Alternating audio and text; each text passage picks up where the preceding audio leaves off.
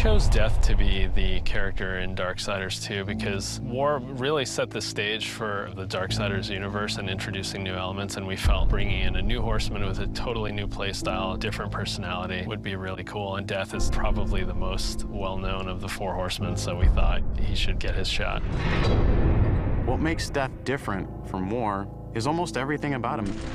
The way he expresses himself, the way he talks. I have an offer in mind. The way he handles business on the battlefield, and the way that he gets around. It's much more feral, more animal-like. War is very much like a force meets force, a very head-on, steadfast, loyal-bound soldier. Death is much more of a calculated, elegant fighter, a chilling opponent on the battlefield. His traversal has definitely improved. It's a lot faster, more responsive, and so is his combat. His weapon is more interesting. He can dual wield or wield a single heavy weapon, depending on your playstyle. Death's primary weapon is a scythe.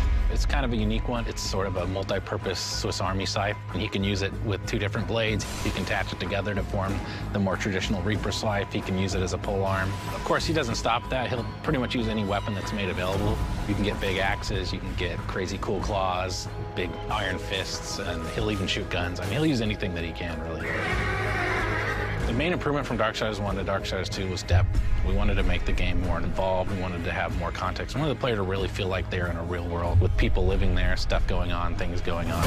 We give them more items to tailor their own character, more characters to speak to, so we've got a lot more immersion on the story side of the game. The first game, most of it took place on Earth, so now we were totally free to create all these new areas. We have angelic fortresses, demon cities, the city of the dead. It got our team super excited.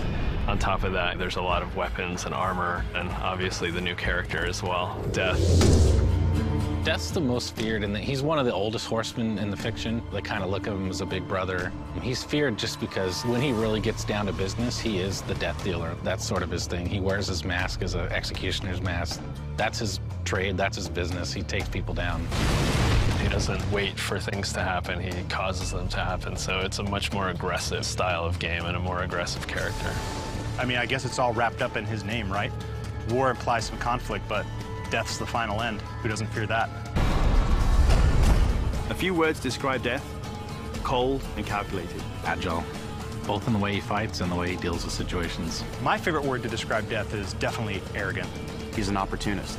If I could describe Death in one word, it's probably badass.